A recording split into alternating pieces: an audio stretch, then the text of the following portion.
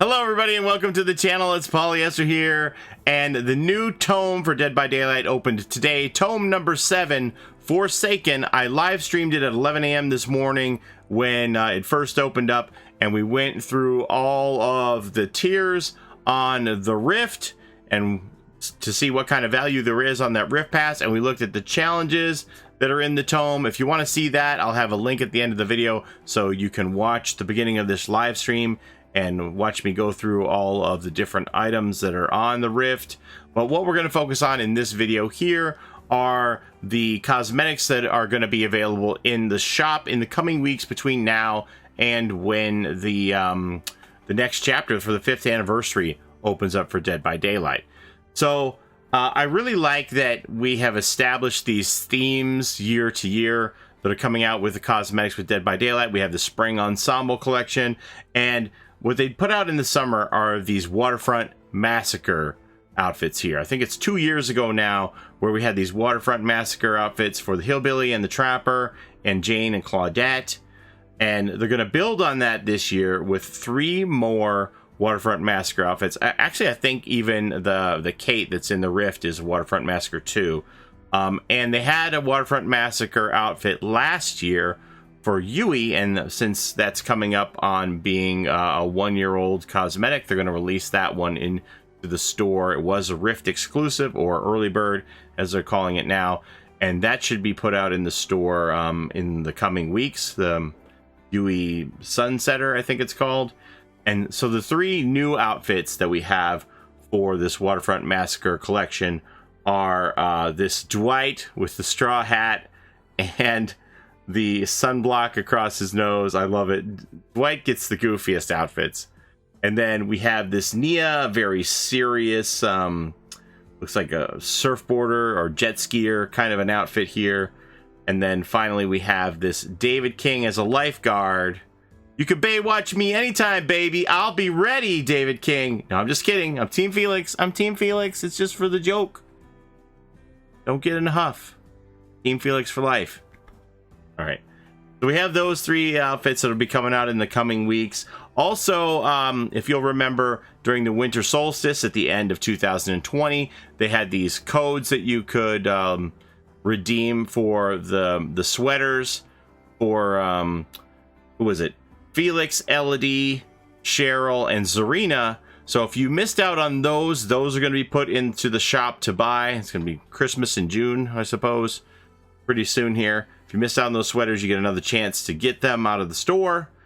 And most interestingly, I think that's probably what you clicked on this video for, are the Moment of Truth cosmetics for Jonathan, which is going to be a legendary cosmetic that you can change Steve into Jonathan Byers from Stranger Things, as well as another outfit for Nancy Wheeler. And oddly enough, my video talking about these cosmetics coming, what they would look like, it's actually that bench scene that I put the picture up for. It's those 2 cosmetics. So here's what they look like. I should note that the Jonathan is a render from Alistair on Twitter. They do a great job putting different models into the game, and you may have seen some funny looking versions of Jonathan out there. And what Alistair said was that when they took the facial animations off of Steve, then it made Jonathan look normal. But there are some really plasticky or squinty renders of Jonathan out there. So not sure what the final version is going to look like. Hopefully it's going to look like Alistair's version, because that looks a lot better than the other things that I have seen. These obviously are not official renders. These are people who went into the files and they made the game render these models, so they may not be final versions. They may not be what they look like in game. This is a close approximation, but none of this is official. I want to make that clear. None of this is official information. This all comes from data miners fooling around with the files and rendering these things. But most likely, this is what's going to be sold in the coming weeks. So here's that Jonathan and the Nancy from the Moment of Truth. They both look really good to me. This might arguably be one of Nancy's best cosmetics yet. She's always had some problematic hair and not the best looking cosmetics, but I really like this one, so I'm excited to get that whenever this collection comes out.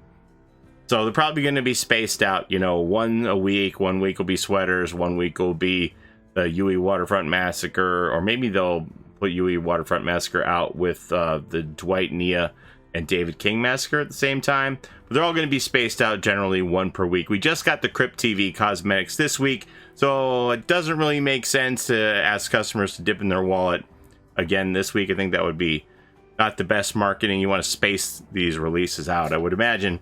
So you can expect probably one of these offerings every week from now until the middle of June, when we'll have that 5th anniversary. 5th anniversary is coming. It's very excited. 3 weeks away. They're going to have the showcase to let us know what we can expect for our 5th anniversary. They put this little teaser out with this number 5, and everybody wants to know, is it going to be like last year where the number 4 was shaped like Pyramid Head? Does this number 5 mean anything? Some people think that it's a sickle that has to do with Resident Evil. I don't know. Would they really do that 2 years in a row to us? Maybe, maybe not.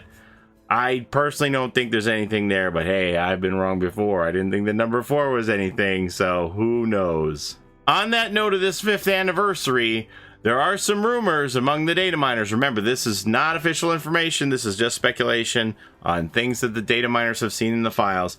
There are rumors circulating that there will be another anniversary event for the 5th anniversary in which you can earn head cosmetic pieces again. If you remember the 4th anniversary, we had those crowns that you could earn for all of the original characters in game. Not for Bill. Bill can't get a crown. No, Bill cannot get a crown. Just the original characters. And since then, there have been original characters that have been released after that event. Well, the crowns are going to be available for those characters that were released after the event, which would be Felix and the Blight, Elodie and the twins, and Yunjin and the Trickster. They should all be able to get those crowns since they missed out on 4th anniversary. And apparently there is a new headpiece that you can earn for the 5th anniversary. Not sure what it is. Again, that's just a rumor, but yeah, I would like to see it. The crown thing I really believe, because we've seen that the crowns exist in the files for those characters, so I firmly believe that that is going to return. Whether or not there is another headpiece you can get remains to be seen. And also, beyond all those charms that we reviewed today in the Rift, there are a couple extra charms in the files that are not part of that Rift. Namely, they are the Gnome Chompski gnome charm here, and the Pride flag. Gnome Chompski is an unofficial mascot for Valve. He's appeared in a few of their games. I think he first appeared in Half-Life, but he's also been seen in Left 4 Dead, so it makes sense that he would appear in Dead by Daylight with all of this extra content for Bill from Left 4 Dead coming to Dead by Daylight. Makes sense that Gnome Chompski would get stuck in there too. That's pretty cool. There is a rumor that there's going to be a Gnome Chompski event, that there's going to be a way that you can play the game and get this charm by finding the gnome in game. The people have found some sound effects for the gnome in the game, so remains to be seen how that's going to play out, but that should be fun. And for the Pride Charm, I expect that's probably going to come out in June for Pride Month, and I think that'll probably just be given to everyone when they log into game. It'll just automatically populate into everyone's account. Now, I've seen a lot of concerns about this charm. I've seen some people from the LGBT community say that they have seen comments from people saying that when they play Killer, they're just going to tunnel and camp every person who is wearing this charm. And I think that's pretty sad, honestly. I'm not a member of the LGBT community personally, but, you know, my cousins are, my wife's cousins are, my nephew is. So what I'm going to do, and I can't tell all of you what to do, but what I'm going to do is I'm going to wear the charm all the time. Because I think inclusiveness is important. And hey, if we all showed our solidarity with the LGBT community, that we want to be inclusive, and we all supported them by wearing that charm too and flying our pride flag, then they can't camp and tunnel us all. That's the way I feel about it. So, yeah, I'm glad that Dead by Daylight is apparently going to put out this charm, and I can't wait to see it. I'm not really a person that wears a lot of charms. I wear my Fog Whisperer charm just so that people can be sure it's me. But other than that, I don't really use a lot of charms, but I'm definitely going to make the exception on this. I hope you'll join me in that endeavor, because I think it's important. Okay, well, that's all I have for you today. Thank you so very much for watching. Don't forget to like, comment, and subscribe, and ring that bell like a wraith so you don't miss the next video. Don't forget to take care of each other in and out of the fog, and we'll see you next time. Bye-bye. It's a Gen Rush life for us. It's a Gen Rush life for us. Set a hiding, we do gens. Set a randoms, we got friends. It's a Gen Rush life.